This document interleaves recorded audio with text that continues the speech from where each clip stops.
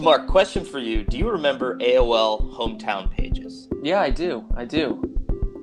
So, this week we wanted to talk about, we both live in kind of neighborhoody dad situations now. I know your kids are going off to school. There's school buses all around my neighborhood this morning. And, just to kind of revisit some of the weird times that we've had in grade school and high school, it seems like a good time to sort of go back to that. And the reason that I associate AOL hometown pages with my high school, middle school experiences, AOL Instant Messenger. That was, we missed each other generationally a little bit, but you still spent a lot of time communicating over Instant Messenger, correct? Yeah, I mean, I think I'm so much older than you that came literally at the very end of my education, like in high school and college, basically. Okay, well this was like the epicenter of the sixth, seventh, and eighth grade dating world, right? So, and to show kind of how sheltered our generation was, if you wanted to ask a girl out, even though you were still on a computer, you wouldn't do it person to person. You would still have a friend over the internet ask the person over the internet if they would go out with you. And so, like the first week of school, new people come in and you're sort of like jostling for position here, figuring out what's going on. And so my friend Mike, who I actually did get a chance to see a couple weekends ago, I would just have him run down his buddy list. And really, I mean, I wasn't picky. I was just looking for a girlfriend at that point, like sixth grade, seventh grade. And so he would just literally ask anyone, like, would you go out with Connor, like first week of school? And like early returns were not good. Like, three or four in, he's like, dude, I mean, they're all definitely saying no. This isn't going well. So I think it was really my first act of brilliant self-publishing when I said, we got to turn this on itself. And we got to turn this into a positive thing. So I said, just keep going, keep going, keep going, keep going. Ask everyone if they'll go out with Connor. They're all going to say no at this point. Like, cause we kind of started in the range that I thought was possible for me. And then I was like, you know what, let's go to the top. Let's go, best smile in the yearbook category. Let's go after that. And then I said, what we want to do is we want to save them all, and then we want to post everything on AOL hometown pages. And so, so we posted literally like 24 girls in our grade. Mike saying, "Hey, what do you think of Connor? Would you ever consider going out with him?" And so, like, just the responses were like amazing. Like, no, I don't know who that is. He dresses weird, all this stuff. And so flash forward a couple years later, it's ninth grade. There's a dance. I really want to take someone. Don't have her screen name, phone number, anything. It's the first time I've ever asked someone in person for a dance. She says no. All my friends are there. I get ridiculed. And now, like, there's no internet to back me up. There's no, there's nothing I can do to turn the situation back to itself. So I remember going back and looking back at those old AOL hometown pages and kind of like, using that as a jumping off point to sort of figure out like what's wrong here, why so many no's. And so, I actually, in preparation for this, I tried to find it. I can't find it. If anyone out there knows how to get back to old AOL hometown pages, that I'd would be be surprised if that's still even out there, wouldn't you? I would be surprised too, but You never know.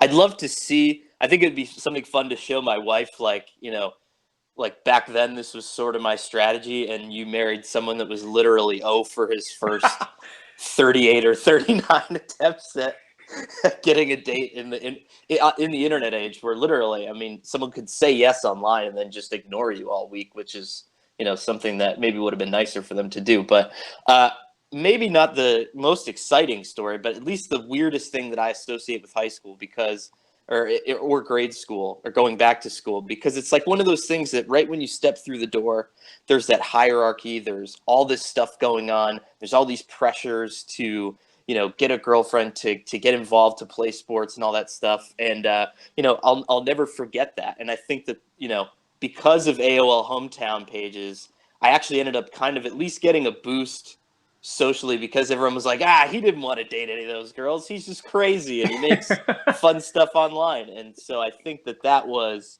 it was a way to at least make it better. And I feel bad for kids in this generation because I just don't know if that's even possible at this point, You do dress weird. I think that whatever girl came up with that comment that's still accurate. I love that. I think no matter what kind of, I came up through the whole thing about 10 years earlier than you, but have similar, less online-y type stories of utter rejection and kind of just wallowing in it for months. I didn't deal with it quite as well as you did. It's funny, the first girl I felt I ever had a crush on I lived in England and moved to the States right before first grade. And this girl up the street named Kate had moved from Australia the same summer. And so we both were put into the same first grade classroom. And the first thing you do on the first day of first grade back in the day was stand up and recite the Pledge of Allegiance. Now, everyone else in the class had been through kindergarten and had that full year of learning the Pledge of Allegiance, by heart. And I had no idea what was happening. And Kate had no idea what was happening. We stood up and we were just, what is going on with this sort of militaristic thing with all these children around us? And it instantly made us friends. And we really became like best friends that whole year. And we'd hang out after school and take the bus home and stuff. But that was like my earliest memory of like having sort of a spark for like a female and being like, oh yeah, we're in this together because we have no concept of what the United States are about. But what year is this? And had the Berlin Wall come down yet? It had not, and it was well before you were born, I'm sure. It was about 1980. I mean, that's so we're how much still older. in the Cold War. Oh yeah, and even though you're not coming from there, people are a little suspicious of you at this point, probably. I think they were highly suspicious. I mean, it's like you're sort of, you look like an anti-American at that point. But within 2 weeks, the pledge has been pounded into your head, so you're fine. The one other memory, like I was going to bring up this story, was much later, and it does speak to hierarchy and order. That through high school, being drilled into my head, like, oh, you must like constantly be doing extracurriculars and play every sport and do every club to get into this so-called college that you're supposed to go to. So I chased that with zeal. Looking back, I probably should have been doing a lot less and having more fun, but I was constantly striving to be like in student council. And, you go through this process, you win these elections, and by the end of junior year, they looked at this group of student council people, these nerds, and we were going to these weekly student council government meetings. And some sort of teacher person picked my friend and I to go to this thing in the middle of the summer called Boys State. And Boys State? Boys State. And it is as ominous as it sounds. And we were basically, we took a bus, I think it was, or someone drove us because we couldn't even drive ourselves at that point. Up to this Eastern Connecticut State University, which was completely barren, except for really us, just essentially from around the state, about 250 junior high school guys that would probably much rather be home, looking for girlfriends like you were. And instead we were landlocked into this bizarre week-long kind of government, like false kind of government thing where within we were there early on like a Monday morning. And by Monday night, like the most like rigorous zealots of this group were in like suits and ties, giving speeches and pounding gavels in front of like the other 200 and something people. They had already in these small councils been elected to the position of senator, and they were running for. It was building just a state government. And my friend and I were like, "What are we What are we doing here?" Like there was not a single ounce of me that wanted to compete to be in this political system. And there was this one footnote at the end of this ridiculous opening night ceremony that, hey guys, there's going to also be a newspaper that covers all of this. And we thought, this is us. Yes, it is. So we quickly ran to the front of the room and found this old man, because the whole thing was run by, I guess, sort of like some old dictator. Well, it was like Shriners and Elks Club members that had volunteered to run this thing, I guess. And so we ran up to this roughly 75-year-old man and said, we are in the newspaper. There's no questions asked. He's like, okay, boys. And so essentially he rounded up about 5 people total. And we joined this newspaper that we created from scratch, basically literally on electric typewriters. We would pound out copy of what was happening with the government activities of these fellow kids. And we'd put out a newspaper every day. And we had this editor, this kid who really had beaten the system. I don't know how he even got to Boys State, but his name was Shane. And his MO, he did not edit a thing. He simply slept in a bed. We got our own hotel. We had our own hotel suite with no adult supervision, and he would order pizzas on someone else's money. I don't even know, and just sleep all day in bed. Meanwhile, me and my friend and this other kid, Matt Tate, were pounding the pavement trying to make stories. And I said, "Listen, I don't even want to follow this politics thing. I'm going to create like a full 2 pages of sports news." But the thing was, we had no newspapers, we had no television access, so I just created all week long fake sports news, and we would unravel these papers like every evening. They would be handed out to everyone while they were eating their dinner. And so, the first day I did my best to kind of regurgitate stuff I had found in a 2-day-old newspaper, and it was like no reaction. People, it's like the stuff you just. I said I have to pump this thing up. And so I started to create these insane NFL rumors. It was like a rumor mill for the NFL. And it was in the middle of the summer. And so I had this like full page story on the Dolphins trading Dan Marino to the Steelers. And it was with quotes, everything you could imagine. And so my friend and I, because he had put a bunch of crazy stuff in it from the political side, and he started railing against the other students running for government stuff. And so this paper was very radioactive, this newspaper. And we're sitting there watching people read this thing. They are furious about how they're being criticized. And we were criticizing the entire program of Boys State, how that it was ridiculous and it felt, beyond the pale, sort of like authoritarian. But then on the flip side, they were reading that Dan Marino had been traded to the Steelers. And people are freaking out. And we thought, this is fantastic. This is the reason we came here. And one second to destroy Boys State. Yes, and we finally, these guys figured out where our newspaper hotel room was. It was a dorm room actually, because we were on this college campus. And they came pounding on the door like 6 or 7 sort of ruffians, dressed in suits and ties. And finally, this Shane kid who had been asleep for days, the one thing he did, he got up out of bed. He was like, he had no shirt on and like shorts, and he basically offered to take down any one of them in a fist fight. And he was so aggressive and angry at them that he cleared the place out. He went back in his room, went to sleep. We didn't see him again, but it was like, he saved us, because my friend and I would have been completely destroyed by these guys. So he did his job. He's the perfect editor. He was the perfect editor when we finally needed him. So there's a second part to that, but I will pause and let you continue on with something, because it does get a little weirder. I cannot imagine how much weirder it gets. And just so you know, like sometimes when you tell me some of these really bizarre stories, they sort of stick into weird parts of my brain and then end up forming sort of a baseline chemistry for some of my dreams. And then so there will be times at night now where I'm in Connecticut somewhere with some shirtless pizza eating editor named Shane, and I'm like, where did this come from? And then I remember that we're talking about some of this weird stuff. It's the least I can do for you. It's good that you brought up authority, because I found that in high school, one of the big things, sort of the flaw in the disciplinary structure, was the fact that the library, if you got in trouble 3 times at the library, there was a lifetime ban from the library at our high school. So you could literally get 3 infractions at the library and then get a lifetime ban. But all it really was you'd walk in and the librarian would just be like, turn around, you're not allowed to come back here. It seems slightly counterproductive to kick students out of like a learning center, but okay. Exactly. So when you became a senior, you were allowed to, if you were done with your work, you were allowed to get hall passes to the library. So I said, how amazing would it be if I got banned for life from the library and then got a hall pass to go to the library, so that I could just exist in this sort of, netherworld where like we would just skip around all day and like just go find like new adventures and new corners of the school. And so we set out. It was probably around like our junior year. We were like, okay, this might be harder than we think. We set out to get thrown out of the library 3 times so that we could meet our requirement. And so the first time was pretty easy because, everyone was just quiet and reading. And then we just walked in and we were like, bah, bah, bah, just like screaming as loud as we could. And then they're like, okay, you're out. We're going to write you up.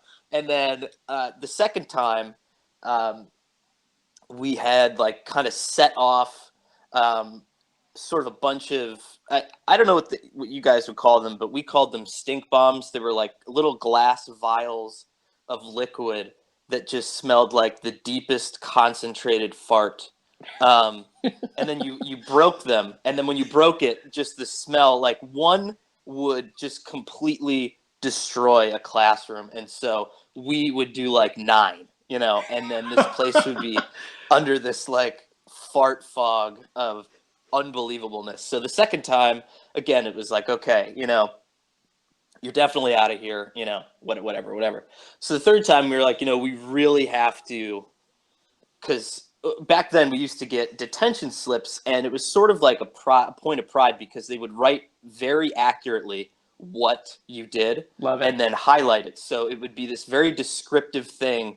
And so we would save them and see who kind of got some of the best ones. And so what we did was we were like, we need to go back into the classics section, which is the one part that you kind of couldn't see. There was like a little bit of an L that blocked it from the desk. And we would put all these books, and then we would stack them up like bowling pins. So like 12 bowling pins facing forward. And then there was this one copy of Mice and Men that slid really well on the carpet. So we're like, okay, so this is like a bowling ball. And then we just set up kind of like, 10 yards from this thing of books. And then all of a sudden, there are, people quiet and studying. And all of a sudden you just hear like, whoosh, and like the book just glide down the carpet, and then all these books just explode, and then we're all just dying laughing. And and then I just thought, this is great, this is it. And then sure enough, the librarian runs back and she goes, "You're out of here." And then you get the final write-up, and you're just like, this is great. And so some teachers were kind of hip to what was going on, and they'd be like, "We're not writing you a pass to the library." But you'd be in like computer coding class, and you'd be like, "Oh, I need to go down to the library to check out this book on, basic HTML." And she's like, "Sure." And then you're done. Like you are in, it's like your social security card has been destroyed. There was like no contact between the two units, and you're just free to just roam around. And, I'd like to say I did something productive with our time, but what I like to do was we used to like to run by the Latin classroom and just yell names of mythical creatures into the door while class was in session, and then just slam the door. So we would like run and open the door and just yell like Cyclops, and then like slam the door. And that continued for, I don't know, probably like the final like 100 days of school. So it was really sort of an amazing time to be alive, where you weren't tracked as much. You could find these flaws, communicative flaws between two entities, and then you just totally disappear and you just have an amazing time. I mean, you sound like you were nothing less than a total ruffian. I mean, did you ever actually? I'm not getting a sense that you ever attended a class or even read a book during this time.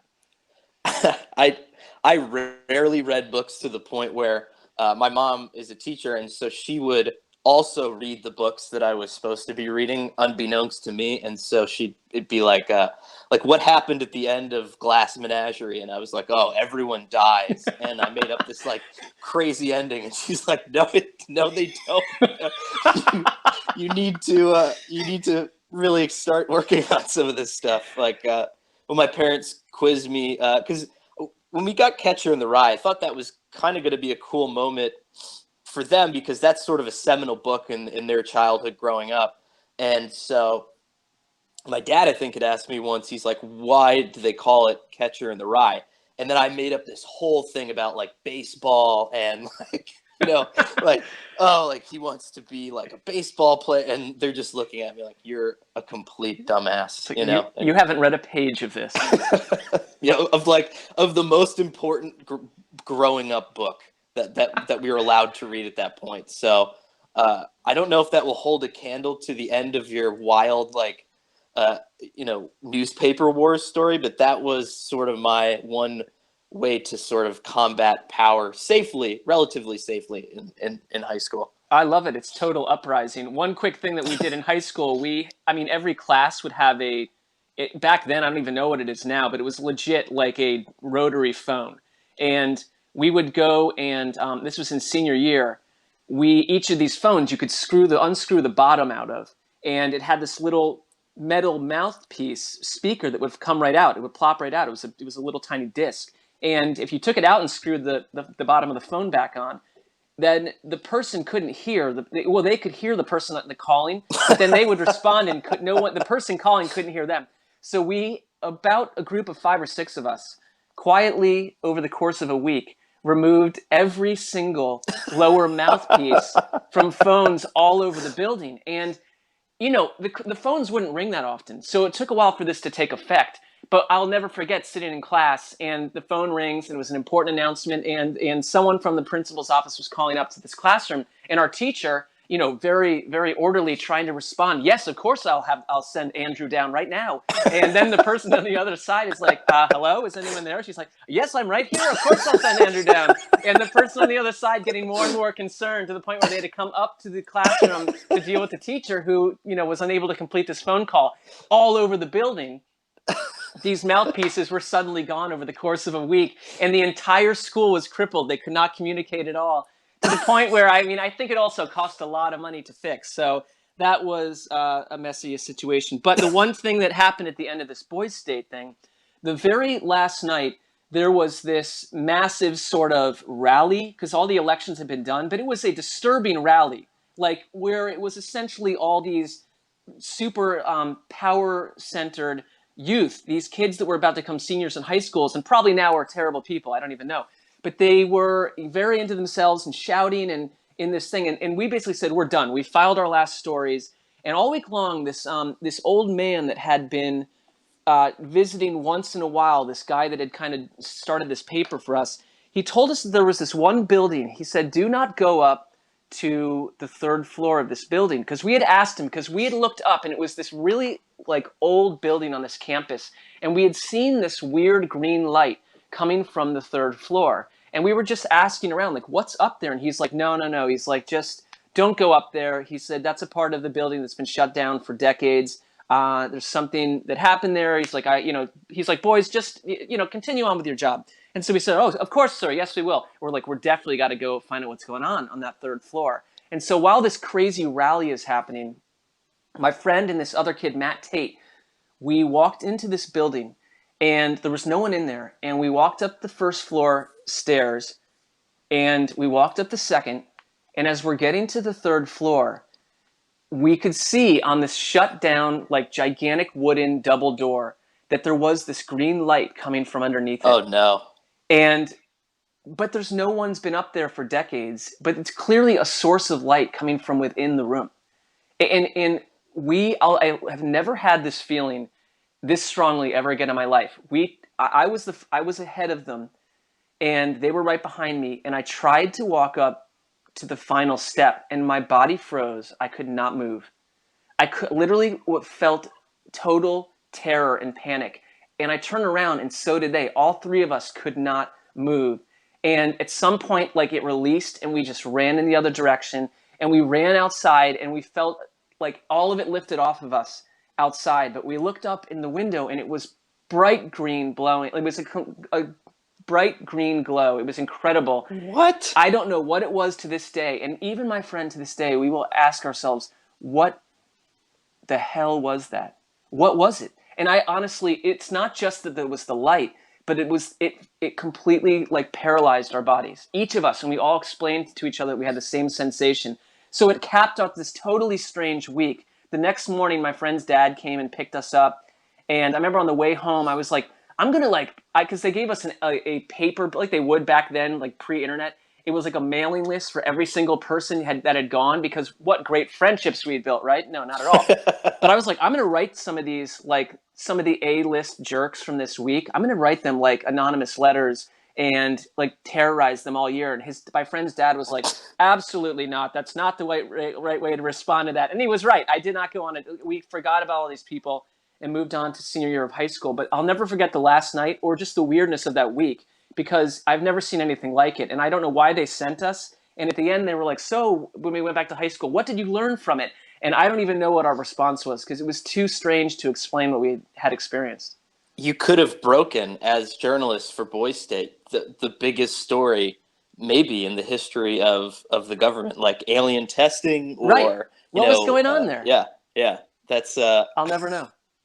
Do you think now it's grown like overhyped in your mind, or do you really think like there was some weird stuff going on up there, like to this day, that you're convinced is, I want to believe that it's just some sort of block and tackle explanation. Like there might have been some lighting that was, coming in from a vent in the roof or something. I don't know. But like, honestly, it's not so much the light, but I don't like, I'll never be able to get over the feeling that I had. That was real. And the fact that I wasn't alone, the other two felt the same way. We couldn't advance any farther up the stairs. And so I don't know what that was. And I don't think about it that often. So it's not that I'm overhyping it, but I wonder if I think anything when you look back becomes more surreal.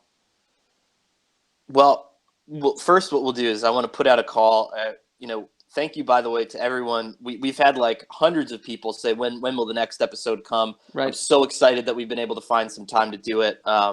This was definitely one of my favorites, hopefully other people's favorites too. We've still been sort of generating an idea for a mailbag episode because after every single episode that we do, we get so many funny submissions and feedback and stuff. I think this would be a good one just to hear from you guys.